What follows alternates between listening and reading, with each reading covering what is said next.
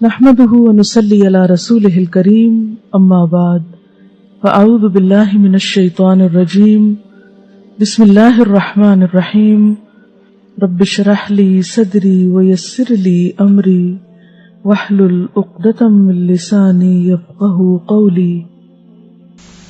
کعبہ پر جب نیا غلاف چڑھایا جاتا اور پرانا غلاف اتار لیا جاتا تب سوال یہ پیدا ہوتا کہ پرانے غلاف کا کیا کیا جائے۔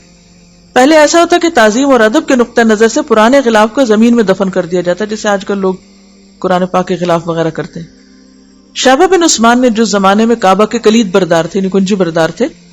عائشہ صدیقہ سے بیان کیا کہ ہم سارے اس غلاف کو اکٹھا کر کے ایک گہرا کنواں کھود کے اس میں دفن کرتے ہیں تاکہ ناپاکی کی حالت میں لوگ اس کو نہ پہنیں۔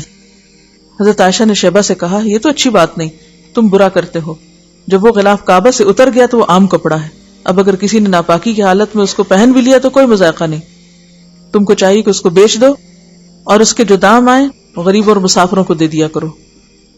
تو حضرت عائشہ نے اپنی بصیرت سے کیا سمجھا کہ یہ تعظیم غیر شرعی ہے، جس کا خدا اور اس کے رسول نے حکم نہیں دیا۔ یعنی بہت گہرائی میں جا کر امر بالمعروف اور نہی عن المنکر کا کام کرتی تھی، صرف یہ نہیں کہ ظاہری چند باتوں کو لے کے تو لوگوں کو حرام حلال کے صرف بتانا شروع کر دیتی۔ مثالیں بہت ہیں، وقت ہمارے پاس کم ہے، اور ویسے بھی ایک اور دو دن میں تو خواتین کی پوری تاریخ اور پورا کردار اور رول سامنے نہیں آ سکتا، لیکن صرف اتنا سمجھانا مقصود ہے کہ آپ اس ذمہ داری سے بری الذمہ نہیں ہیں، آرام نہیں فرما سکتی صرف لوگوں کے مشوروں پر، کہ اگر لوگ کہیں کہ ہاں یہ تم کہاں چل پڑی تو ہم کہیں واقعی ہم غلطی کر رہے ہیں۔